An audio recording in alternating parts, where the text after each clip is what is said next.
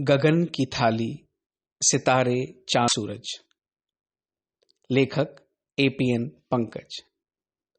प्रस्तुत लेख में श्री गुरु नानक देव जी द्वारा उच्चारित आरती में निहित भाव की विवेचना की गई है कि किस प्रकार इस आरती के माध्यम से परमात्मा के विराट स्वरूप का चित्रण किया गया है और यह कल्पना की गई है कि समस्त ब्रह्मांड ही उनकी पूजा में लीन है।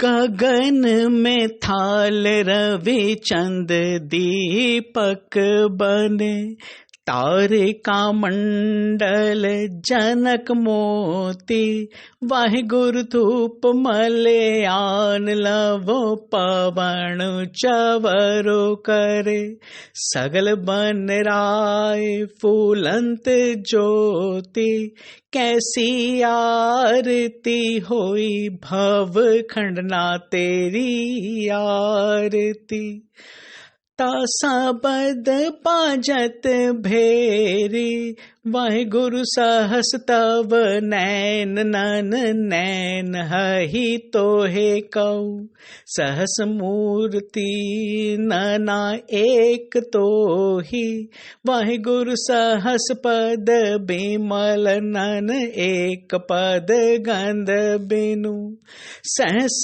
तव गंध एव चलत मोह, गुरु सब मही जोत जोत है सोई तिस दे, चाननी सब मही चाननु होई, गुरु साखी जोत परगट होई, ज्योति सुभावे सो आरती होई, हरि चरण कमल मकरंद लोभित मनो, अनुदिनो मोहियाहि प्यासा, कृपा जल देहि नानक सारिंग, होई जात तरनाए वासा।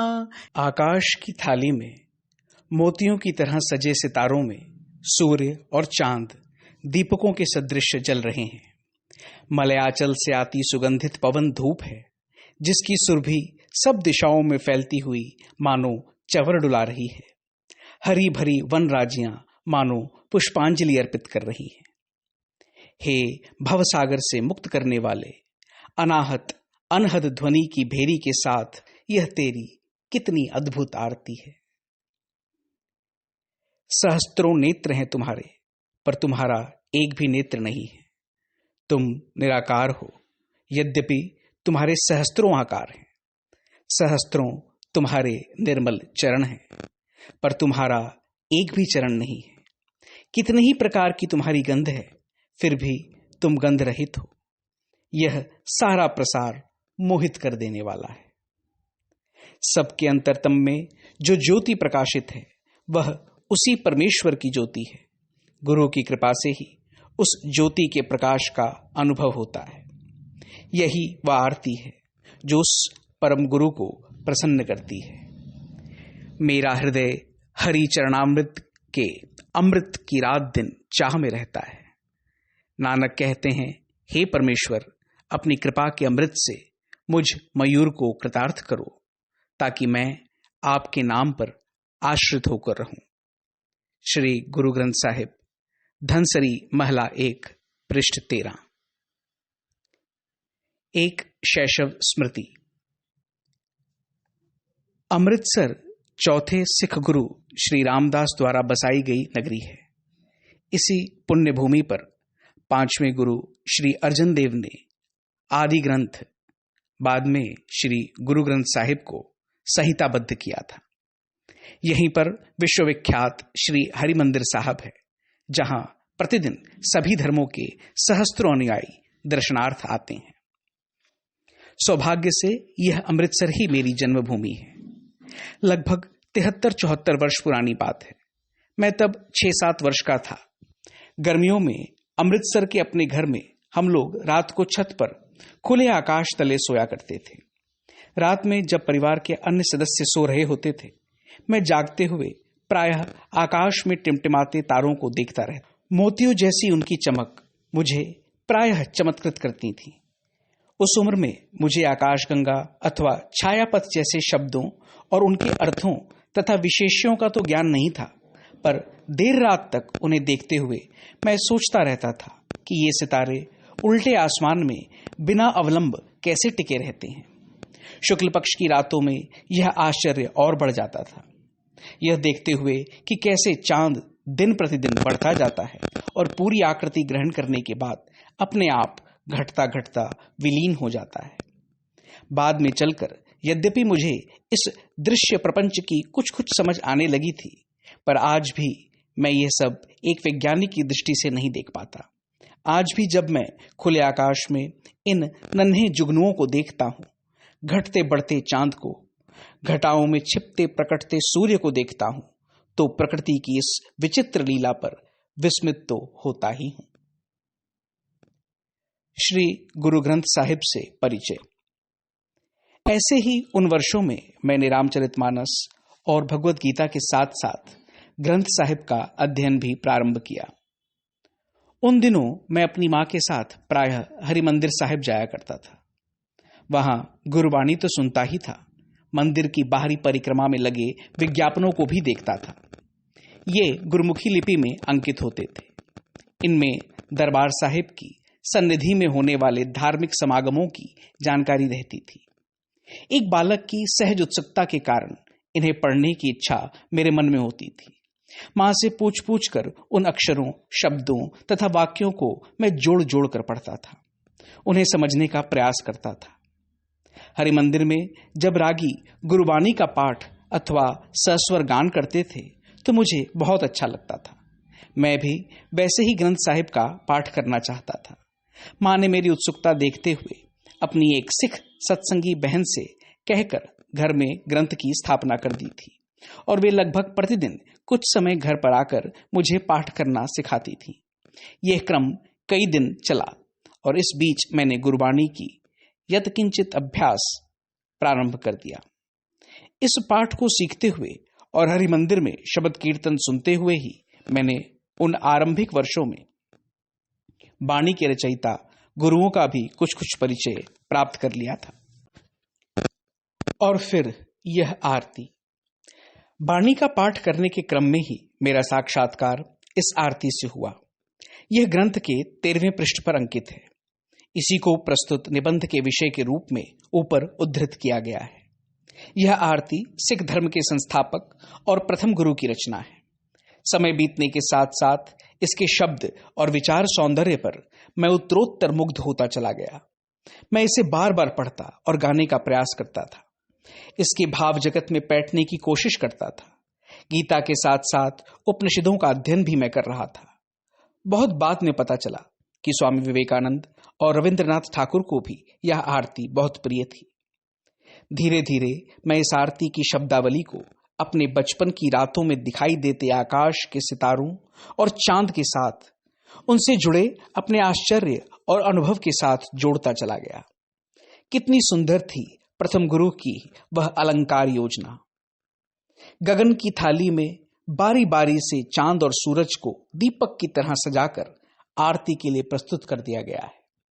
असंख्य नक्षत्रों को उस थाली में भर दिया गया है और वे दीपक के आसपास मोतियों की तरह जगमगा रहे हैं।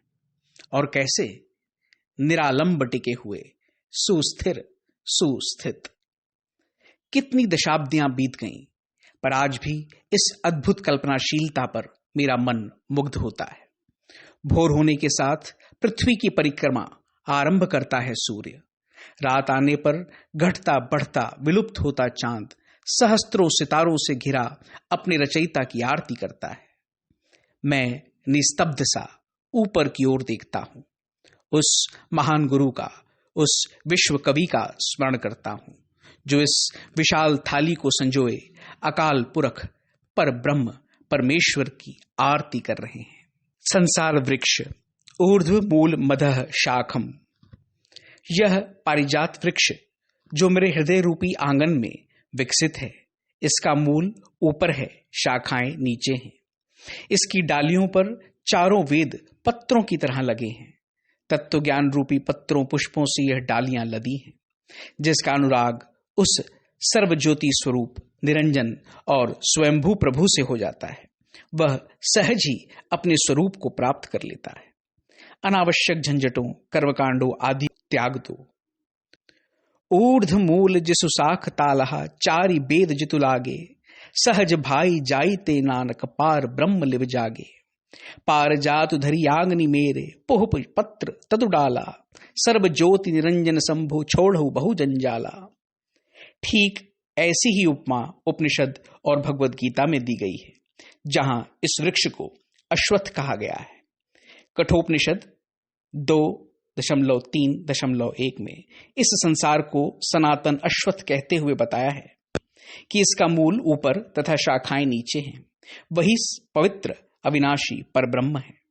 यह अलंघ्य है और संपूर्ण ब्रह्मांड इसी में स्थित है। ऊर्ध्व मूलो अवाक्षाख एषु अश्वतः सनातनः, तदैव शुक्रम तद ब्रह्म तदैवामृतमुच्यते, तस्मिन् लोकाः श्रुताः सर्वे तदु नात्येति कंचन। भगवान श्री कृष्ण भगवद गीता 15.1 में ऐसा ही कुछ कह रहे हैं। ऊर्ध्व मूल मध शाखमश्वथम प्राहुर्व्ययम, छंदासि यस्य पर्णानि, यस्तम वेद स वेदवित्।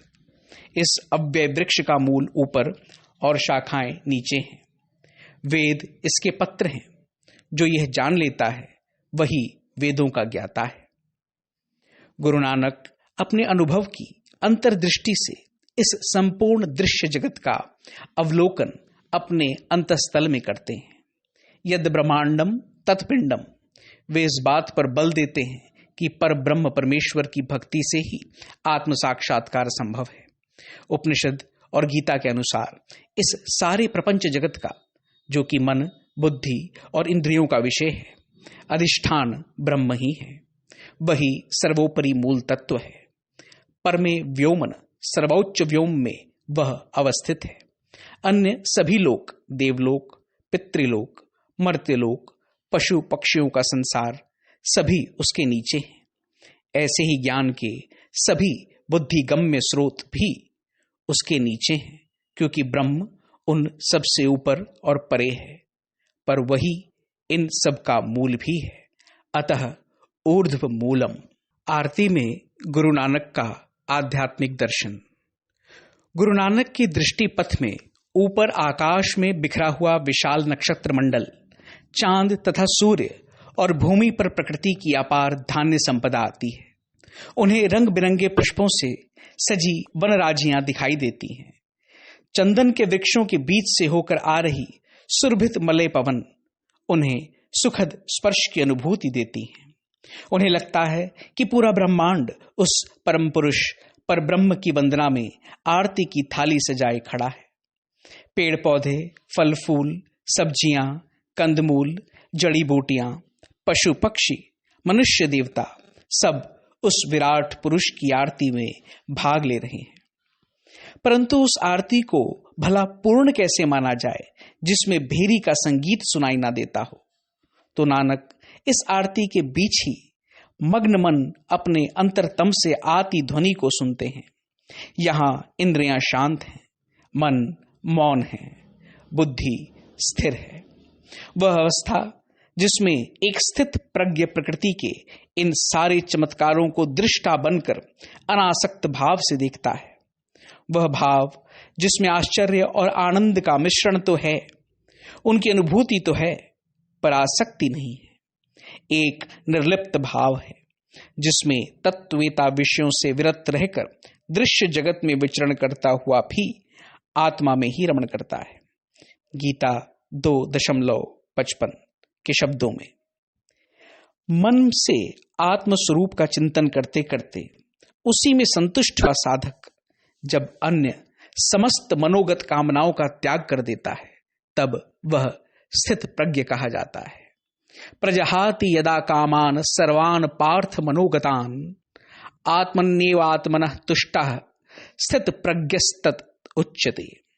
यही व्यवस्था है जिसमें अनाहत अनहद की भेरी सुनाई देती है, जिसे योगी रहस्यवादी सुनते हैं।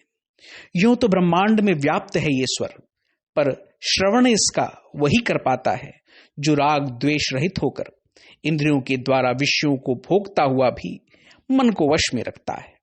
तब अंतःकरण की निर्मलता से उसे यह दिव्य संगीत सुनाई देता है। राग द्वेष वियुक्तस्तु विषयानिन्द्रियश्चरण आत्मवश्यैर विधेयात्मा प्रसादम अधिगच्छति। पांचवें गुरु श्री अर्जन देव कहते हैं कि जब संतों की संगति में रहकर काम, क्रोध, लोभ और अहंकार मिट जाते हैं, तब सारे पाप धुल जाते हैं। तब शरीर और मन स्थिर और शांत हो जाते हैं तथा अनहद ध्वनि का अमृत बरसता है। काम, क्रोध, लोभ मद खोए, साध के संग किल बिख समध होए। अमृतु बरखे अनहद बाणी, मन तन अंतरि संति समानी।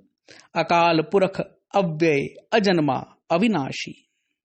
यह अनाहत ध्वनि ही नानक की आरती को परिपूर्णता प्रदान करती है। अनाहत अर्थात जो कभी किसी के द्वारा किसी स्थिति में आहत नहीं होता। अनहद अर्थात सीमाओं से परे। वह गूंज जो सर्वव्याप्त है। इसी से प्रपंच जगत के सारे स्वर उत्पन्न हुए हैं। इसी स्वर के अमृत का एक बिंदु जीव जगत को सुख का आभास कराता है। पर विडंबना यह है कि हम उस व्याप्त ध्वनि को सुन नहीं पाते, क्योंकि इसे सुनने के लिए जाना तो भीतर पड़ता है और हम इसे बाहर सुनने का, सांसारिक शोर से सुनने का प्रयास करते हैं। और यह आरती किसकी? वह जिसके सहस्त्रों असंख्य नेत्र हैं पर एक भी नेत्र नहीं है, सहस्त्रों पाव हैं पर एक भी पाव नहीं है, उसका कोई रंग नहीं है पर इस दृश्यमान जगत के सब रंग उसी के हैं। यद्यपि वह अगंधवत है पर उसी की गंध सृष्टि में व्याप्त है।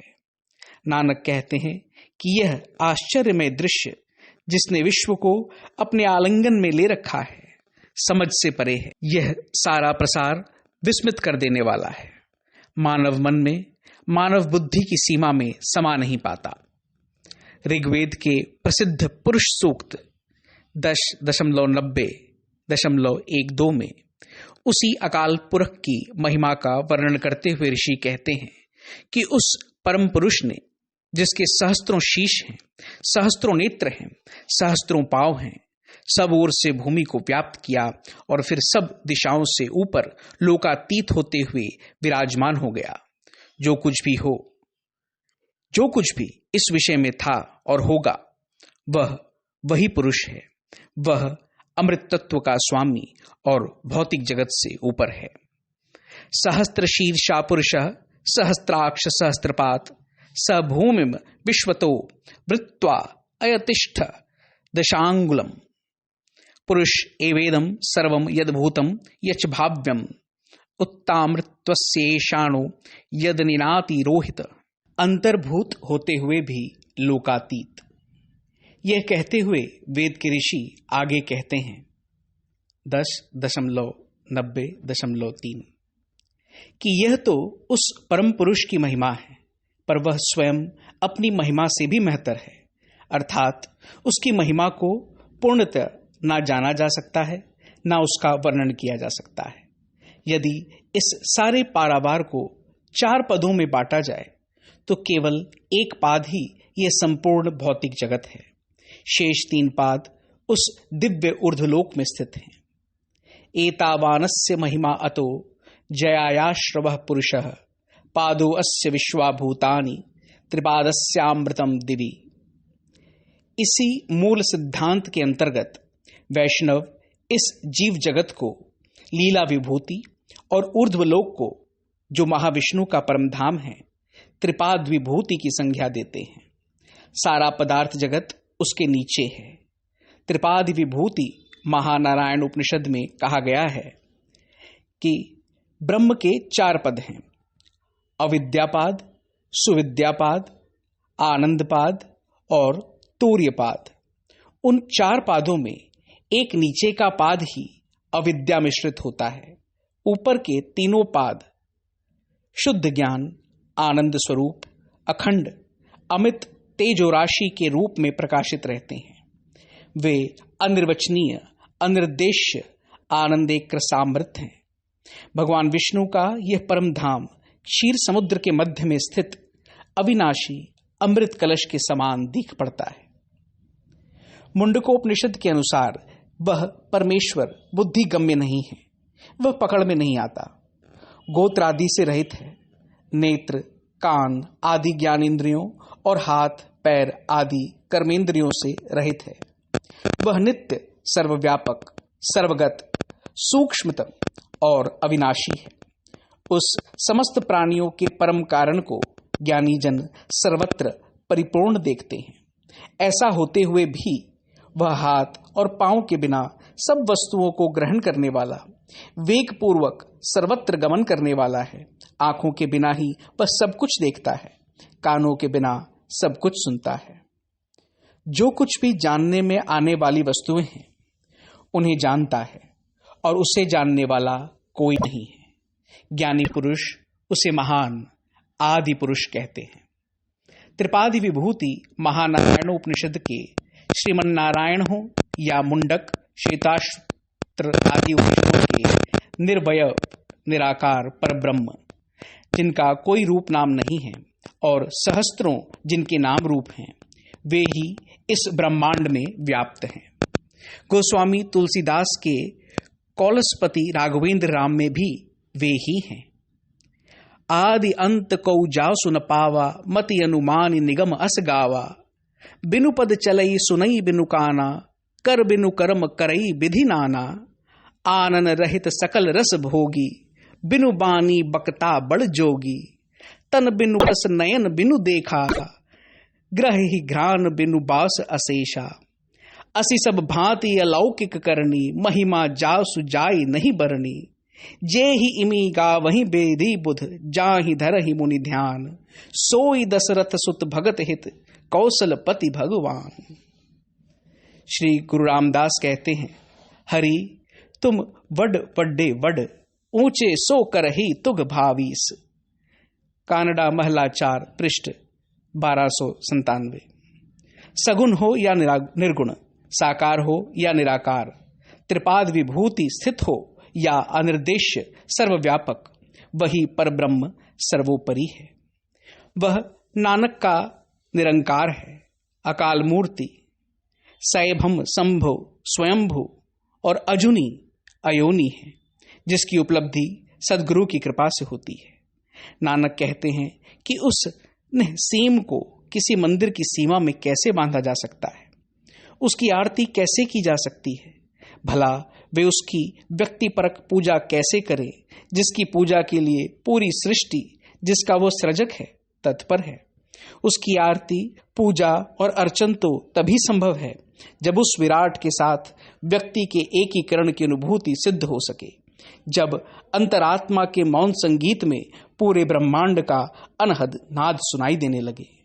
सब कर परम प्रकाशक जोई। नानक कहते हैं कि वही परम प्रकाश है और उसी के द्वारा सब प्रकाशित है। वे स्वयं उस प्रकाश का दर्शन करते हैं। मैं जिधर देखता हूँ मुझे सद्गुरु का प्रकाश ही दिखाई देता है। जह देखा तह एक तू सतगुरु दिया दिखाए, ज्योति निरंतर जानी नानक सहज सुभाए। श्री महला 1 पृष्ठ 55। उपनिषदों में, भगवद गीता में, रामचरितमानस में कहा गया है, हिरण्यमय परे कोशे विरजम ब्रह्म निष्कलम, तच्छुभ्रम ज्योतिषाम ज्योतिष तदत्यदात्मको विदु। ना तत्र सूर्यो भाति ना चंद्र तारकम, नेमा विद्युतो भांति कुतो अयमग्निः।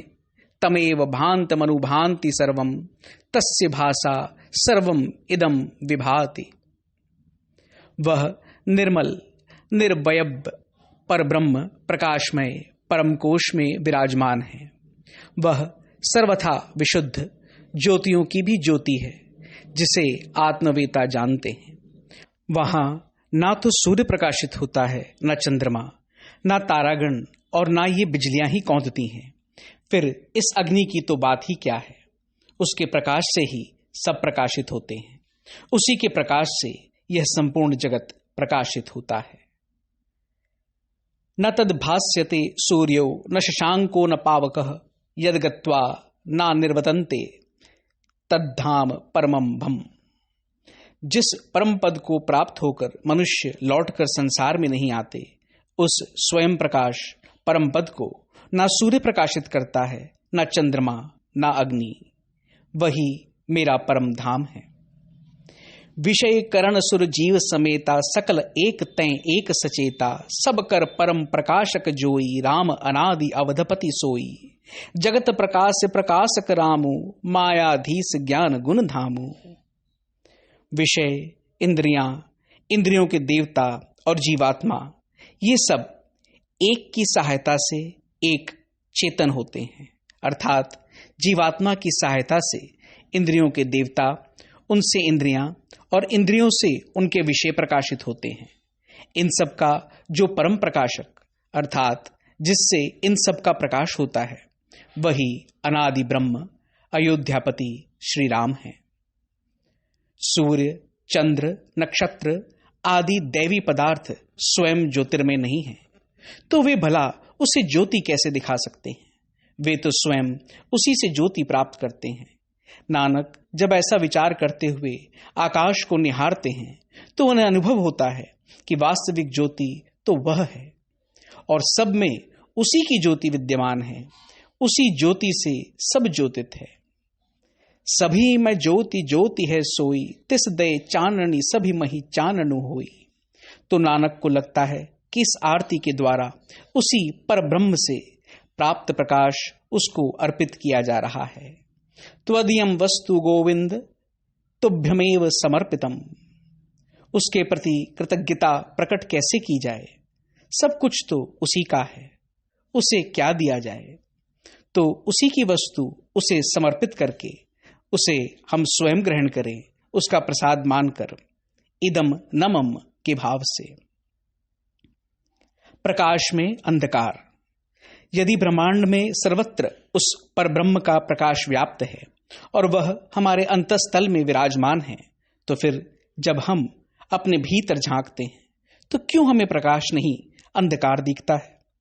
इतना गहरा अंधकार कि हमें भीतर झांकने में डर लगता है। जन्म जन्म की इसुमन कऊ भलू लागी काला होआ सियाहू। कालिमा इतनी अंतर में कि कुछ दिखाई ही नहीं देता। गुरु नानक कहते हैं कि जब जीव पर सद्गुरु की कृपा होती है, तब वह अंतर ज्योति उद्भासित होती है। जब जीव गुरु की शरण ग्रहण करता है, तभी मन के दर्पण पर लगी मलिनता दूर होती है और उसे प्रकाश का साक्षात्कार होता है। अन्यथा मलिनता छाई रहती है, अंधकार बना रहता है। गुरु ग्रंथ साहिब में गुरु की शरण ग्रहण करने पर, गुरु की कृपा, गुरु के आशीष पर बहुत बल दिया गया है। गुरु नानक के सद्गुरु तो स्वयं परम ब्रह्म हैं। परवर्ती सिख गुरुओं के गुरु नानक हैं। इस गुरु परंपरा के माध्यम से परवर्ती गुरुओं को नानक तथा नानक के माध्यम से परमेश्वर की कृपा प्राप्त होती है। गुरु नानक कहते हैं, गुरुमुखी चाणऊ चाणिए मनमुखु मुग्धु गुवारु। घटी घटी ज्योति निरंतरी बुझे गुरु मति सारू। श्री महिला 1 पृष्ठ 20। जो गुरु की शरण ग्रहण करता है, उसे प्रकाश की अनुभूति होती है। शेष अज्ञानी जन ब्रह्मवश विषयों में उस प्रकाश को ढूंढते हैं। गुरु के मार्गदर्शन में जीव निरंतर उस ज्योति का दर्शन करता है जो प्रत्येक हृदय में प्रकाशित है। संस्कृत के धर्म ग्रंथों में भी गुरु के इस महत्व को स्थान स्थान पर रेखांकित किया गया है। गुरु गीता के एक प्रसिद्ध श्लोक में कहा गया है, हम गुरु चरणों की वंदना करते हैं जो अज्ञान के अंधकार में डूबे हुए शिष्यों के नेत्रों को ज्ञान के अंजन की शलाका से खोलते हैं। अज्ञान तिमिरांधस्य ज्ञानांजन शलाकया चक्षुरोन्मिलितं येन तस्मै श्री गुरुवे नमः। हिंदी और अन्य भारतीय भाषाओं में भी गुरु के महत्व का स्थान स्थान पर वर्णन किया गया है। गोस्वामी जी ने मानस का प्रारंभ ही गुरु वंदना से करते हुए कहा है, गुरुपद रज मृदु मंजुल अंजन नयन अमीय दृग दोष विभंजन, ते ही करी विमल विवेक विलोचन, बरनऊ राम चरित भव मोचन। श्री गुरु महाराज के चरण कमलों के रज कोमल और सुंदर हैं। वह नयनामृत अंजन नेत्रों के दोषों का नाश करने वाला है। उस अंजन से विवेक रूपी नेत्रों को निर्मल करके मैं संसार रूपी बंधन से मुक्त कराने वाले श्री रामचरित्र का वर्णन करता हूं। गुरु अर्जन कहते हैं, सगल त्यागी गुरु सरनी आया, राखऊं राखन हारे, करी कृपा गुरुदेव दयाला, गुण गावा नित स्वामी। सूही महला 5 पृष्ठ 750। मैं सब कुछ त्याग कर गुरु की शरण में आया हूं। हे मेरे रक्षक, मेरी रक्षा करो। हे दयालु गुरु, मुझ पर ऐसी कृपा करो कि मैं उस परमेश्वर का निरंतर गुणगान करूं। जब वह स्वामी प्रसन्न होता है, जब वह चाहता है जैसा वह चाहता है, तभी वैसे ही वह यह आरती संभव होती है। मयूर और मेघ। गुरु नानक हरि कृपा का आह्वान करते हुए इस आरती का उपसंहार करते हैं। वे ईश्वर के चरण कमलों के अमृत की प्यास रात दिन वैसे करते हैं जैसे वर्षा ऋतु में मयूर बादलों की बाट जोता है। जब आकाश में बादल छाते हैं और भूमि पर जब जल बरसता है, तब वह आनंद विभोर होकर नृत्य करता है। आदि कवि महर्षि वाल्मीकि कहते हैं, वर्षोद काप्यायत शाला द्वलानी, प्रवृत्त नृत्तौ तस्व बहिर्णानी। वन भूमि वर्षा के जल से भर गई है और मयूर नृत्योत्सव मना रहे हैं। इसी प्रकार जब गुरु कृपा शिष्य पर बरसती है, तब उसे तो परमानंद की प्राप्ति होती ही है। उसका मन मयूर तो नाचने लगता ही है, उससे आसपास का वातावरण भी रस से आप्लावित हो जाता है। गुरुवाणी में नदरी। कृपा दृष्टि पर अत्यधिक बल दिया गया है। तप और यज्ञ से, ज्ञान और पांडित्य से, योग और समाधि से ईश्वर प्रसन्न नहीं होते। केवल प्रेम और भक्ति से ही वे अपनी कृपा से अपने दास को कृतार्थ करते हैं। भक्ति सूत्र में नारद कहते हैं, उस परम सत्य की उपलब्धि केवल प्रेम से ही होती है। यह प्रेम ही सर्वोपरि है। त्रिस्त्यस्य भक्तिरेव गरियसी। गुरु अमरदास कहते हैं, नदरी करही जे आपनी आपे ले ही सवारी, तथा भूलिया आप समझाई सी, जा कऊ नदरी करे। सलोका महला 3 63 2 67 1 पृष्ठ 142। उपनिषद का कथन है, नायमात्मा प्रवचनेन लभ्यो न मेधया न बहुना श्रुतेन, यमवैश वृणुते तेन लभस्य शेष आत्मा विवृणुते तनुम स्वाम। वह परमात्मा ना तो प्रवचन से, ना बुद्धि से, और ना ही बहुत से शास्त्रों के पढ़ने सुनने से प्राप्त हो सकते हैं। वे तो उसी को प्राप्त होते हैं जिसका वे स्वयं वर्ण कर लेते हैं। लगभग ऐसा ही ऊपर गुरु अमरदास का कथन है, जिस पर वे कृपा दृष्टि करते हैं उसकी बिगड़ी वे स्वयं ही सुधार लेते हैं। जिस पर उनकी कृपा होती है उस भूले भटके को भी वे आप ही समझा देते हैं। विश्वरूप दर्शन, पूजन और आरती। इस आरती द्वारा गुरु नानक ने उस विश्वव्यापी विराट तत्व अकाल पुरख को मानो अपनी दृष्टि में समेट लिया है। असीम को अपने दिव्य चक्षुओं में सीमित कर लिया है। सारे प्राकृतिक तत्व, वायु, अंतरिक्ष, नदियां, सागर, पृथ्वी, इंद्र, धर्मराज, सूर्य, चंद्र, सिद्ध, ज्ञानी, आकाश, शूरवीर, योद्धा, सभी अपने कर्तव्य का उन्हीं परमात्मा के आदेशानुसार पालन करते हैं। यही नानक के शब्दों में उस निरंकार की आरती है। वही परम सत्य है, वही ज्योति है। सभी नाम रूप उसी अनाम रूप के हैं। एकमात्र वही निर्भय है। उस स्वामी के आदेश का पालन करना सबके लिए अनिवार्य है। ऐसा करने पर ही उसकी आरती संपन्न होती है। नानक उसी की शरण ग्रहण करते हैं और उसके चरणामृत की याचना करते हैं, ताकि उनकी तृषा की निवृत्ति हो सके और वे सदा उसके नाम स्मरण में मग्न रहें।